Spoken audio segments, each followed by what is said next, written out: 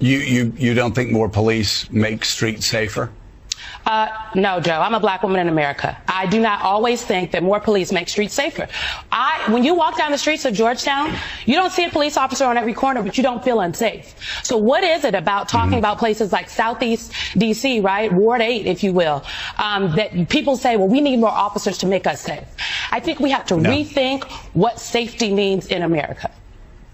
Well, you know, there have been black city council members in New York City, when people were talking about defunding the police, saying the people we represent are the people who need police officers the most,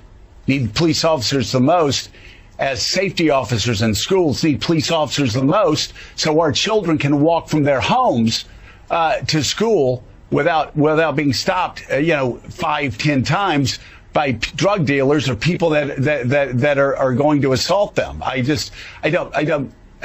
don't think this is an issue of black versus white. When you're talking about safety, there are a lot of black Americans who don't feel safe in their homes, in their neighborhoods.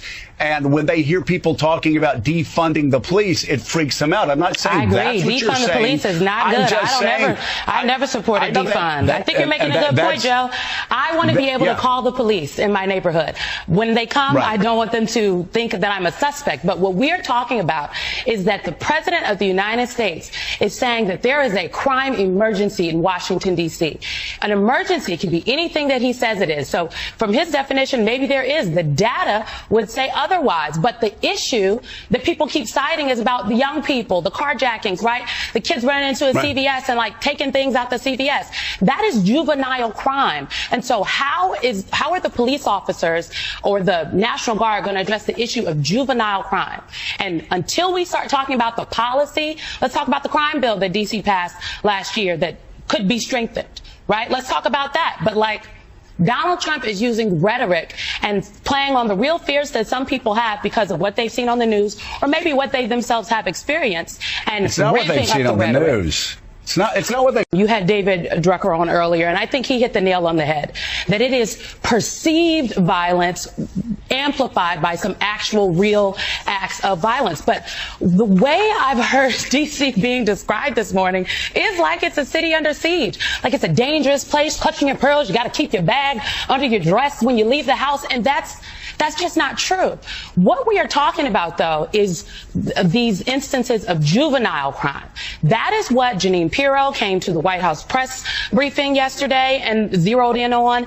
I was surprised I didn't hear Brian Schwab talk more about it. He mentioned the juvenile courts and the judges. But my concern is that the president is using instances of juvenile crime in the city of Washington, D.C. as a pretext for what I would describe as his authoritarian overreach. And because there is enough there for folks to say, oh, well, maybe it's not all that bad what Donald Trump is doing, just like there are people that said the same about immigration until the Marines were rolling down the streets of their city and ICE was snatching up their neighbors in neighborhoods that people have been there for years. There's just enough there for people to say, oh, well, maybe this isn't that bad, ignoring the fact that more police officers on the street are not going to fix the issue of juvenile crime.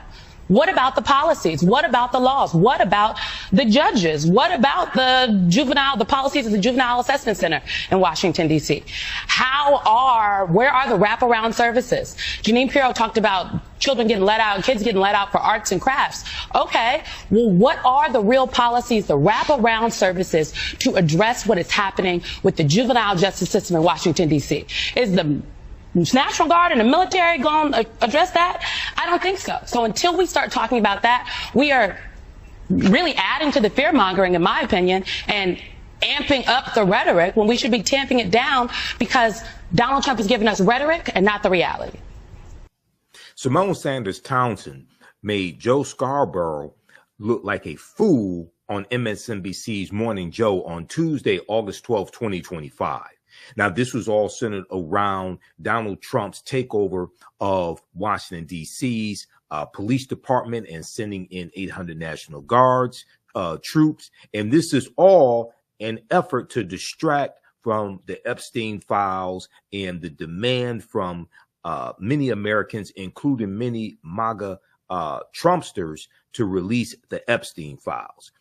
Joe Scarborough was basically saying that the solution to violence in Washington, D.C., and Washington, D.C. is 42% African-American, a total population of about 700,000 people, as well as the solution to youth violence is more police on the streets and hopefully goodwill from Donald Trump's takeover of the police department and sending in 800 National Guard troops.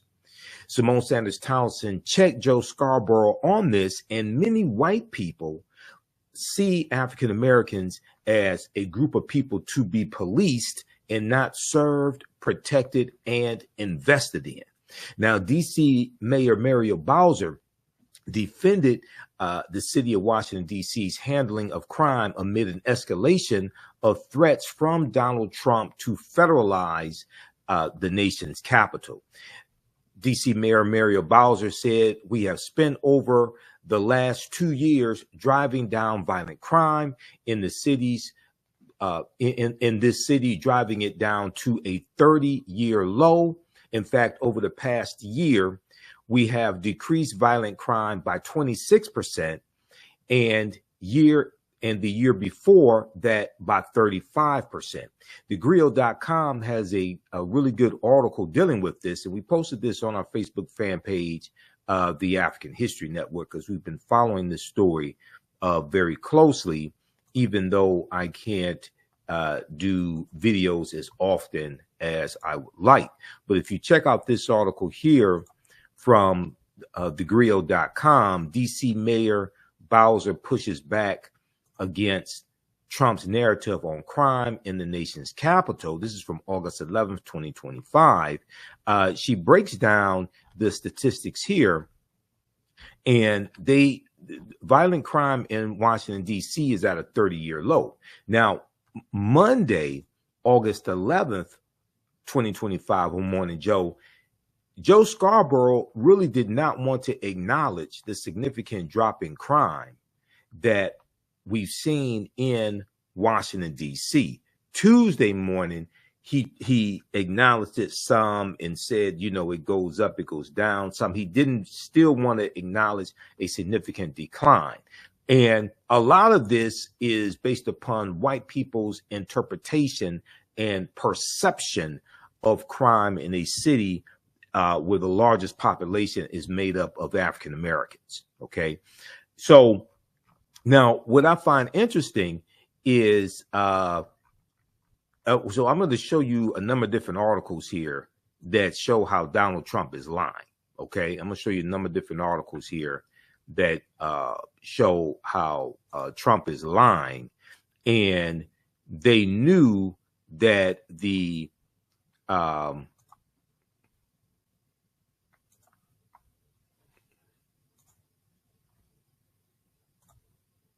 So I'm going to show you a number of different articles here and show you evidence that shows that Donald Trump is lying.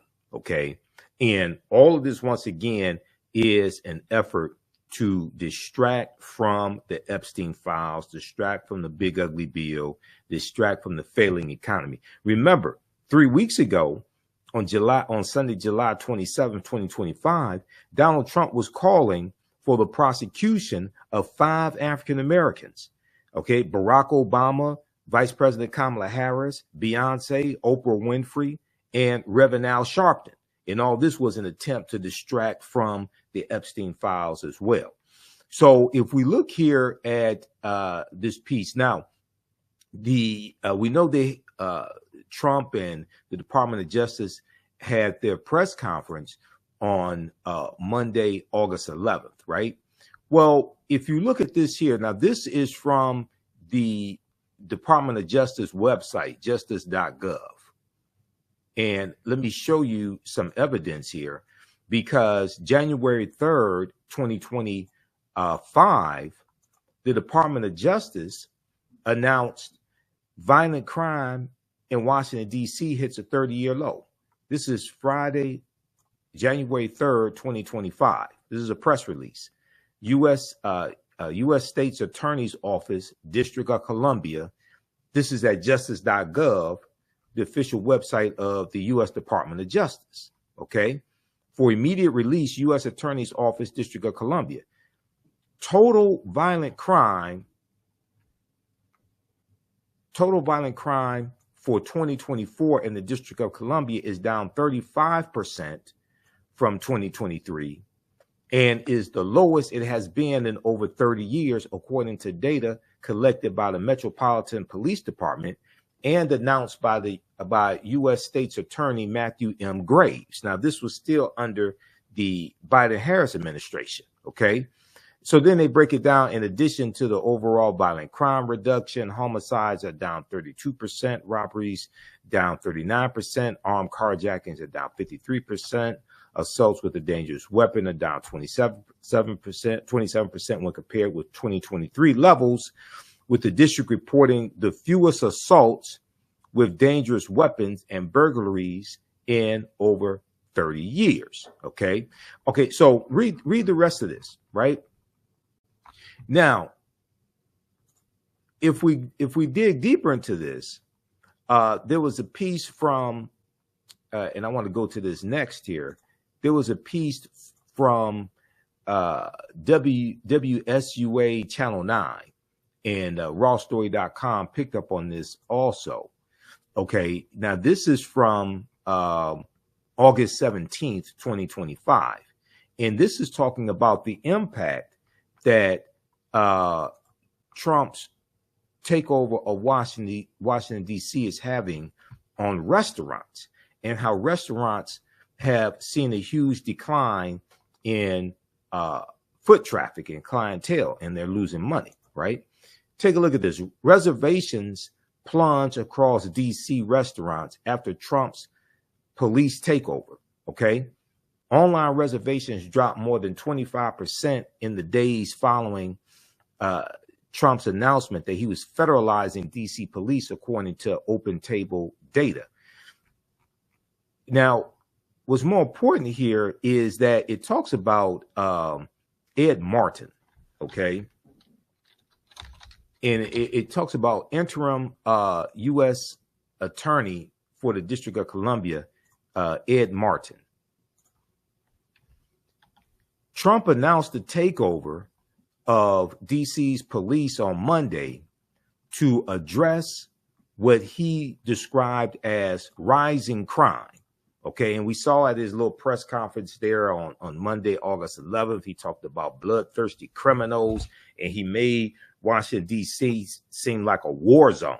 Okay, but when you talk to people on the ground in Washington, D.C., people who live there, they say, yes, there's violence just like any big city, but it's nothing like Donald Trump explained. Okay, what he described as rising crime, although although Metro Police Department and FBI data show violent crime, pay attention to this, show violent crime have declined to 30-year lows, in the city. In April of 2025, pay attention to this, okay? In April of 2025, then interim U.S. attorney for Washington, D.C., Ed Martin Jr., who was appointed by Donald Trump, okay, who was nominated by Donald Trump, he credited Trump's first 100 days in office with a 25% drop in violent crime in the city. Because violent crime in Washington, D.C., 2025 numbers over 2024 numbers is down 26%. And this is on top of a 35% drop in violent crime for 2024 over 2023. So here you have interim U.S. attorney for Washington, D.C., Ed Martin, crediting Trump's first 100 days in office with a 25% drop in violent crime. But all of a sudden, crime is so bad in Washington, D.C., that Trump has to send in the National Guard and take over the police department. Okay, this is all a smokescreen. This is all a distraction. Okay, this is an authoritarian move, and also many people think this is a precursor because Donald Trump said in his press conference, he said that he would, he talked about other cities, and these are cities that have high African-American populations. He talked about sending in the National Guard, possibly taking over cities like Chicago and Los Angeles, California, Oakland, California, Baltimore, things like this. Cities with high African-American populations and with African-American mayors as well. And a lot of people think this is a precursor to Donald Trump's authoritarian moves he's going to try with other cities. And we know that he campaigned in 2024 on implementing the Insurrection Act, okay, of 1807, the Insurrection Act of 1807.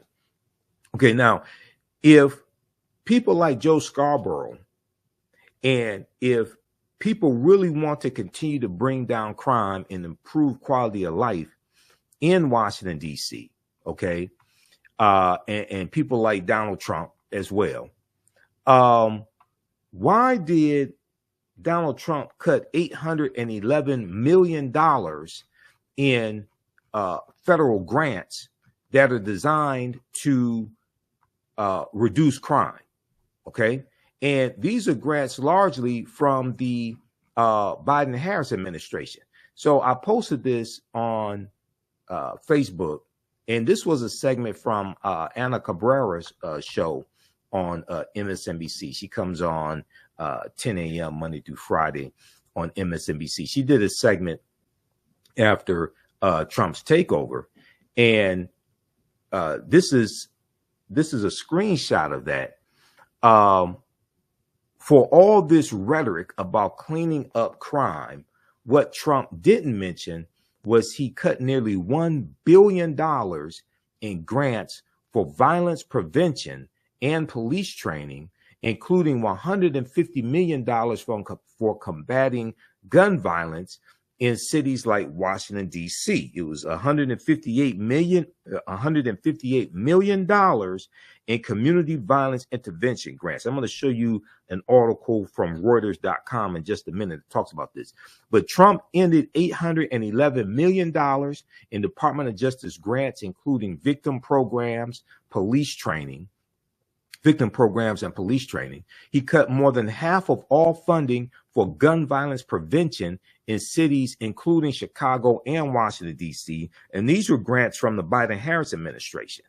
A federal court blocked the White House from cutting $11 billion in public health, including addiction and mental health programs. Okay, $11 billion in public health funding. Okay, so if Trump is so concerned about violence in Washington, D.C. and other cities, especially cities with high African-American populations, now he's not talking about sending the National Guard in any cities with Republican governors like Texas.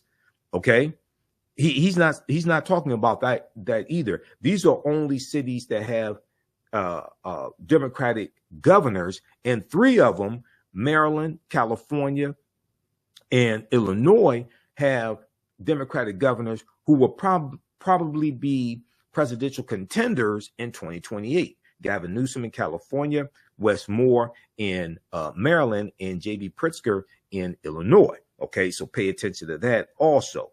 All right, now, if we look at this article here from, this is from Reuters.com, okay? This deals with the Trump administration / federal funding for gun violence prevention.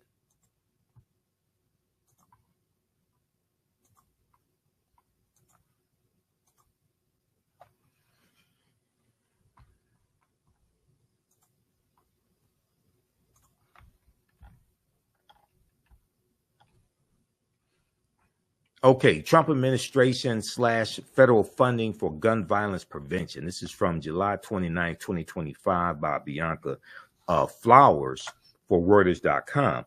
And it talks about here the Trump administration has terminated more than half of all of federal funding for gun violence prevention programs in the U.S., cutting $158 million in grants that have been directed to groups in cities like New York City, Los Angeles, Chicago, Washington, D.C., and Baltimore. These are all cities that Donald Trump mentioned having high crime rates and crime out of control in those cities. And he said we're going to have to look at going into those cities also.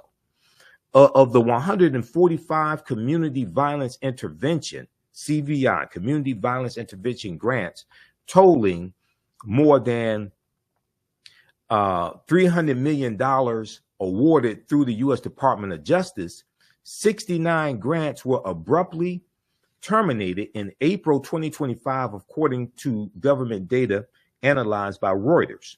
The elimination of community violence intervention programs, CVI, is part of a broader rollback at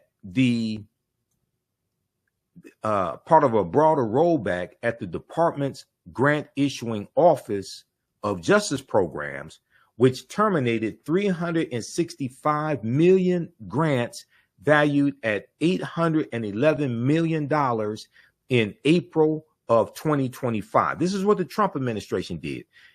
This impacted a range of public safety and victim services programs. Okay, now these were grants from the Biden-Harris administration. Okay, and these grants were originally funded from the 2022 bipartisan Safer Communities Act bill that was passed by the Biden-Harris administration. Now, a DOJ official told Reuters the gun violence grants were eliminated because they no longer effectuate the program's goals or agency's priorities. Really? What are the Department of Justice priorities under the Trump administration, where you don't want to continue community violence intervention programs, okay, and programs that have been proven to bring down violence in these communities and combat violence? Thousands of Office of Justice programs grants are under review, the official said, and are being evaluated, among other things, on how well they support law enforcement and combat violent crime. The majority of the community violence intervention grants, now this is the real problem right here, okay? This is something from the Biden-Harris administration. A lot of people don't know this. A lot of people who said we didn't get a George Floyd Justice and Policing Act don't realize that there were policies that Biden-Harris were able to get in place that were things that the people in the Black Lives Matter movement were asking for. And they were asking for funding to deal with preventing crimes, to help reduce crimes, as opposed to only just more police officers on the street. The majority of the community violence intervention grants were originally funded through the 2022 bipartisan Safer Communities Act and a part of a push by former President Joe Biden to stem the rise of gun violence in America,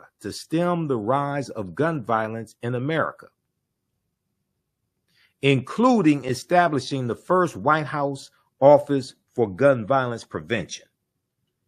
Okay, the first White House Office for Gun Violence Prevention. Now, Trump has shut down the White House Office for Gun Violence Prevention.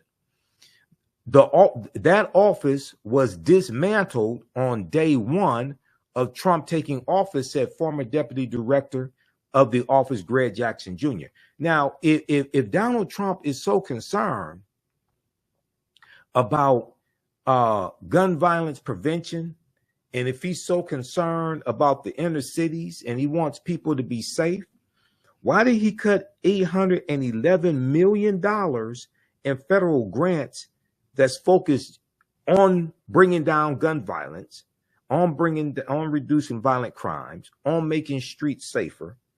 And why did he close the White House office for gun violence prevention if he's so concerned about violent crime?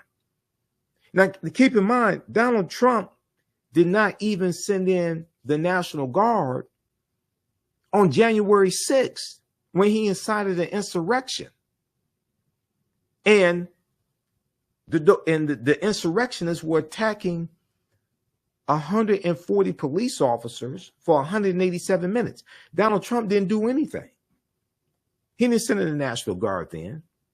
Then in 2024, he campaigned on giving a pardon to those very same people, many of them convicted on felonies. Many of them, you had hundreds convicted on felonies, hundreds convicted of assaulting police officers.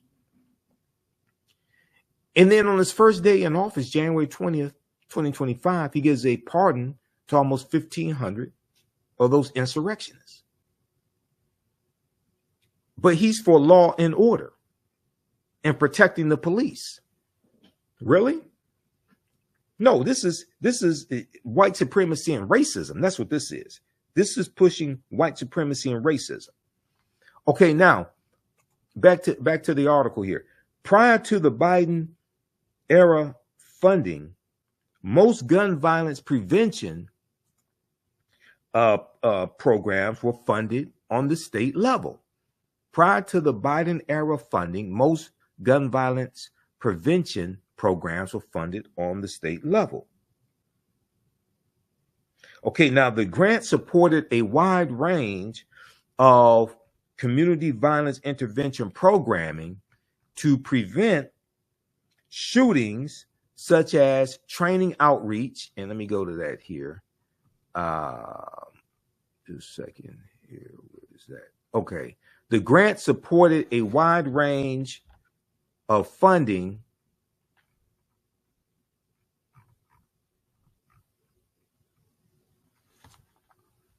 supported a wide range of CVI programming to prevent shootings, such as training outreach teams to de-escalate and mediate conflict, social workers to connect people to services and employment, and hospital-based programs for gun violence victims. These are some of the things that the community violence intervention grants were doing. We've seen these grants have a big impact in reducing violent crime here in the city of Detroit, where I live. Okay, so take a look at this piece here from Reuters.com. And this deals with the Trump administration cutting $811 million in community violence intervention grants. Some of these grants were benefiting Washington, D.C., but Trump wants to talk about violent crime and bloodthirsty criminals, and wants to talk about violent youth and things like this.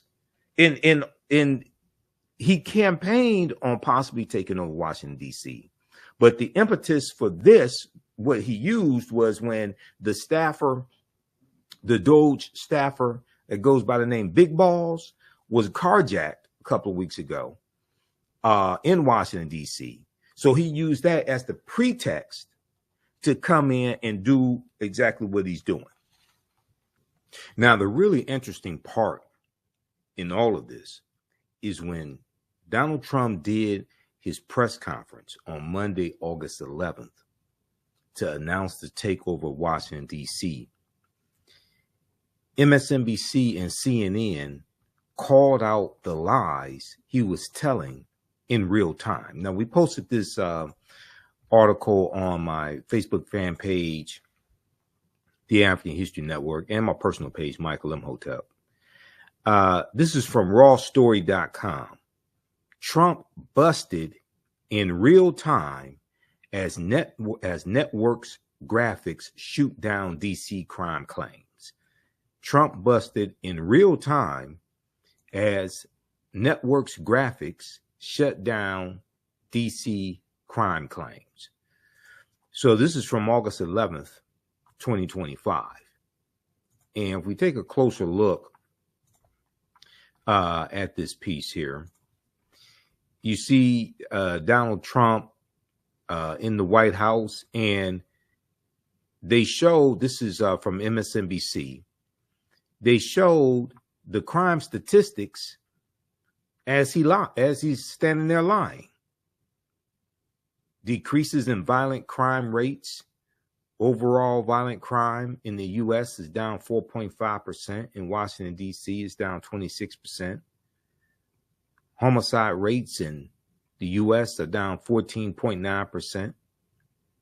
Washington, D.C. down 12%. Robberies in the U.S. are down 8.9%. Washington, D.C. down 28%. I guess robbery at 1600 Pennsylvania Avenue is up 100% since Donald Trump has returned to office. But they talk about, read this article here because CNN did fact checking on this, and it just exposes more of the lies that Trump is telling. And CNN put the number for the previous year at 2004 was highlighted at 35% drop in violent crime in Washington, D.C. over 2023. And Donald Trump talked about our capital city has been overtaken by violent gangs and bloodthirsty criminals. You're talking about on January 6th it was taken over? Because it's not taken over now. Yes, there is crime that takes place. Yes, there are crime amongst youth, and in summertime also. So certain crimes, you're going to see a spike during the summertime when school is out. Roving mobs of wild youths, drugged out maniacs, and homeless people. And we're not going to let it happen anymore. We're not going to take it. This is what he said. So check out this piece also. Now, in addition to the $811 million in crime prevention grants that the Trump administration has cut out, we know the House of Representatives cut out, we know Congress cut out $1 billion from the Washington, D.C.'s annual budget. So if we look at this piece here from NBC Channel 4, NBC Channel 4, Washington, D.C., this deals with D.C. mayor works to reduce impact of $1.1 billion in spending cuts. D.C. mayor works to reduce impact of $1.1 billion in spending cuts. Okay. And this is from April 14th, 2025. And it says, while the D.C. government prepares to make hundreds of millions of dollars in cuts that likely mean layoffs and reductions in services, Mayor Muriel Bowser announced Monday she's invoking a little-known law allowing the district to avoid more than $600 million of the $1.1 billion in cuts included in Congress's continuing resolution to keep the federal government running. Okay. The move still leaves the district with about $410 million to cut by September. All right. So check this out also. Okay. So they're cutting the budget by $1.1 billion. That's money that can be used for crime prevention. That's money that can be used for mental health services, for job creation, for summer jobs, for training, skills trade training, all different types of things like this. But you have to understand that you only protect what you respect. You only protect what you respect. And Donald Trump Judge Jeanine Pirro, Caroline Levitt, all these people, they don't respect African-American youth. They don't respect African Americans. They don't think that these are people who should be invested in. They think that these are people who should be policed, and their policies and actions follow their thought process. Your policies and how you vote shows me what you actually value. It's one thing to say something, but when you put forth policy, right, that actually shows me what you believe. So your vote shows me what you value. Now, there was a follow-up piece from the New York Times also that dealt with this as well. Let me try to go back to that New York Times piece here.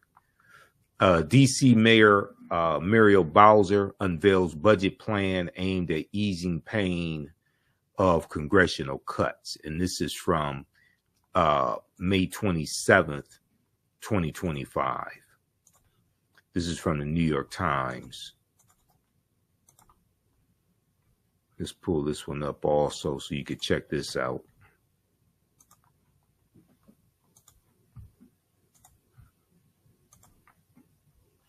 DC Mayor unveils budget plan aimed at easing pain of congressional cuts. Local officials announced trims,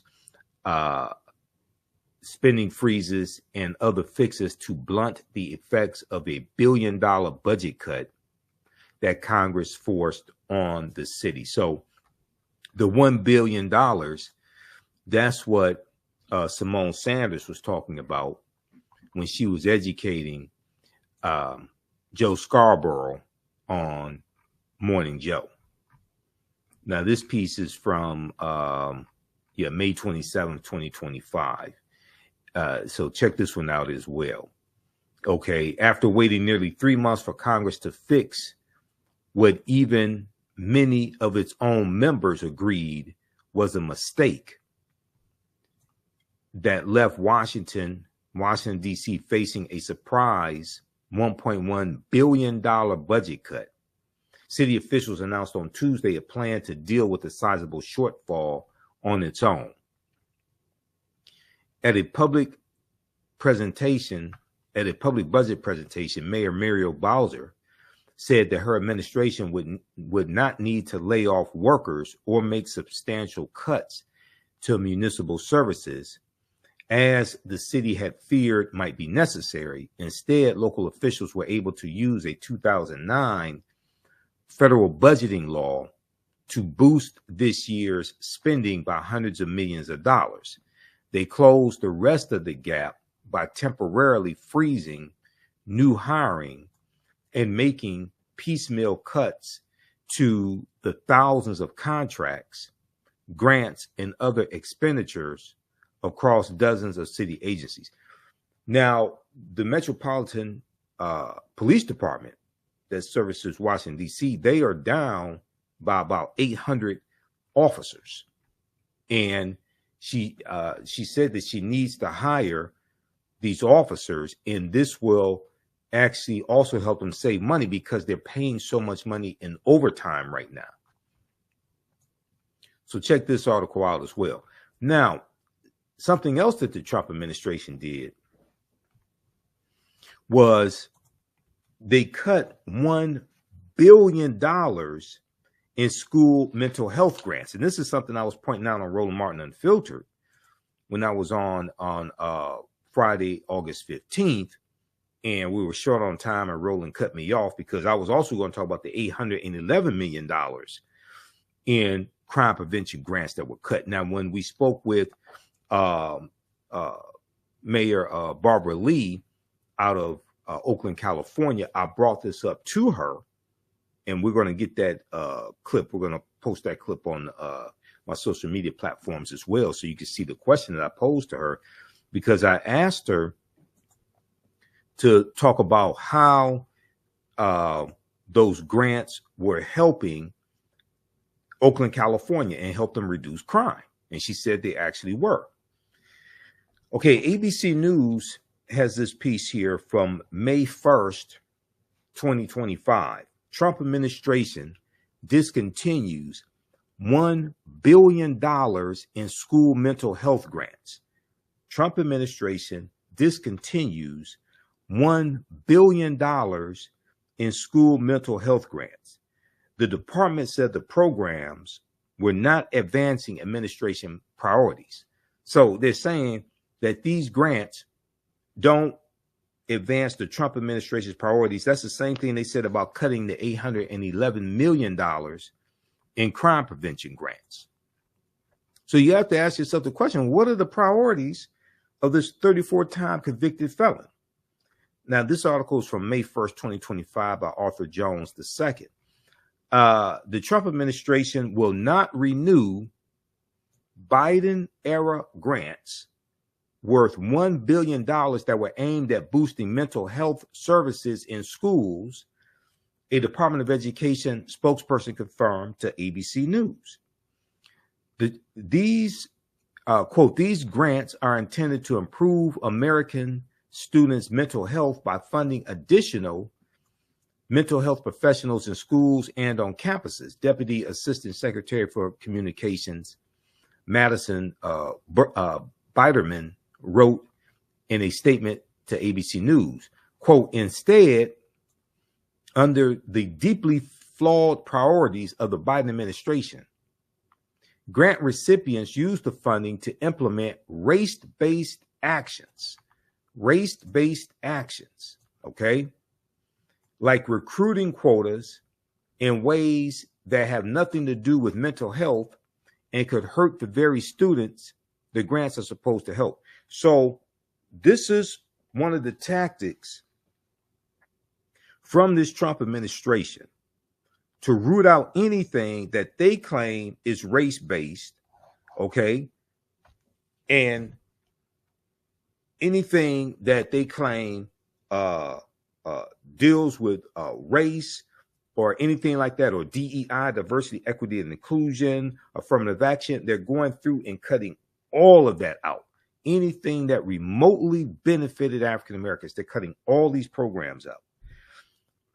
The decision comes as the Trump administration takes sweeping action to eliminate diversity, equity, and inclusion programs and alleged racism and alleged racial discrimination practices in schools.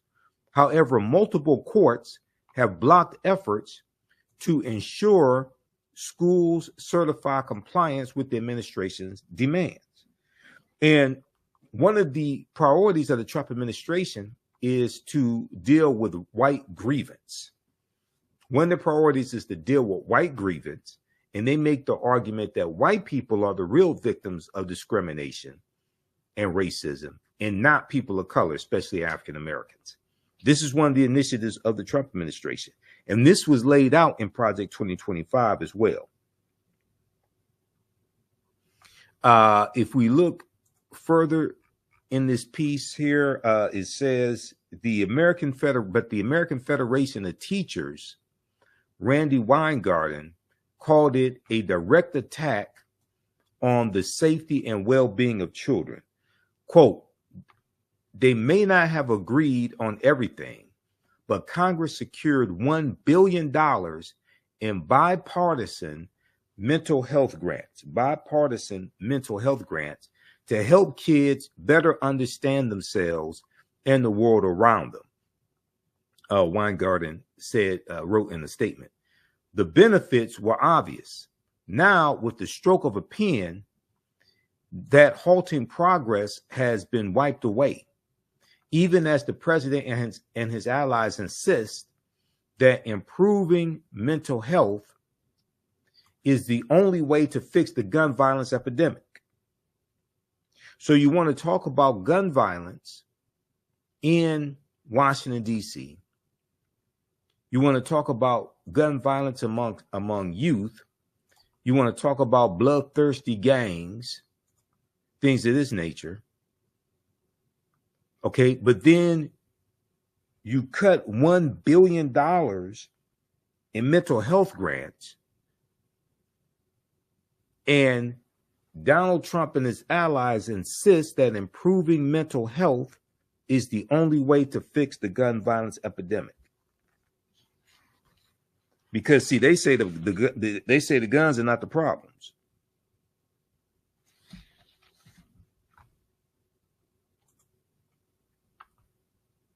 All right, so check out that article also from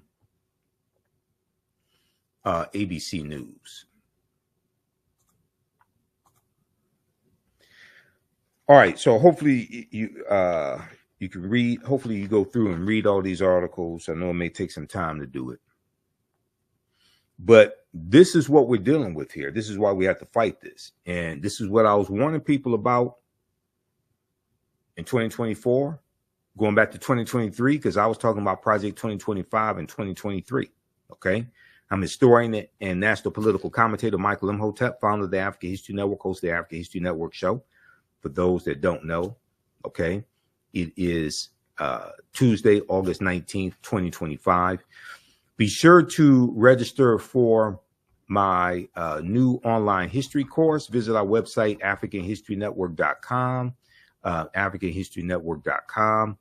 This class is on Saturdays, 4 p.m. Eastern Standard Time, and it's going to start Saturday, August 6th. 2025. Go to our website, AfricanHistoryNetwork.com, and scroll down. This is African empires, the Moors, and the transatlantic slave trade, 5000 BC to 1800 AD. This is a 10-week online course. We're actually going to start on Saturday, September 6th. Click right here to register. Classes on sale, $80. We do the sessions live. All the sessions are archived and recorded. You can go back and watch it anytime. And one of the things we'll talk about are various African empires, whether we talk about ancient Nubia or the Kush Empire, ancient Kemet, ancient Egypt, Great Zimbabwe, Carthage, the Nok culture. We're going Meroe, Axum. We're going through and looking at history, thousands of years of history, various African empires, and then also we'll deal with the transatlantic slave trade and how it evolved. So we'll look at history from 5000 BC through 1800 AD. You'll get 5 of my lectures in digital download format free with this. And then also be sure to download our class lesson plan here as well. Click on the download button to download our class lesson plan. And visit my website, AfricanHistoryNetwork.com. Our social media handles are here as well. And you can email me through the website. Just click on contact the African History Network. So this class is PG-13. You can use this content with your children. Also, I don't do a lot of cursing or anything like that. It's very visual. There are 80 to 100 articles that we reference in the class. I show you the articles on the screen. The 15 books that we reference. You don't have to buy any of the books. We show you the books we show you the pages of the books on the screen as well. And there are 200 slides in the class also. Okay. So I have a PowerPoint presentation, the video clips that we show, excerpts of interviews I've done with some of our historians. I've been teaching this class on and off since 2017, so it has evolved immensely since then. Also, you can support the African History Network through PayPal and Cash App. We have the information right on the homepage of my website. If you scroll down, $ the AHN show through Cash App, and through PayPal, paypal.me/the AHN show. This is our Cash App. Tag $ the AHN show, SHOW. When you go to it, it'll say Michael and show my picture there. Okay, these are some fake African History Network Cash App accounts that have been stealing money from us. And I put our tag right here. Here's our link to our Cash App, QR code. Okay, so you can support us there if you want to donate support us $5, $10, $15, $25, $50, $100, whatever it is. It definitely helps us keep doing the research, stay on the air, pay some of the bills, and broadcast the Sunday night show also. And here's our link for PayPal, paypal.me/the AHN show. Okay. All right. So look, we have to get out of here. Remember, at the African History Network, we focus on educating, empowering, and inspiring people of African descent throughout the diaspora and around the world, because right now it's correct wrong behavior. It's not over till we win. What kind of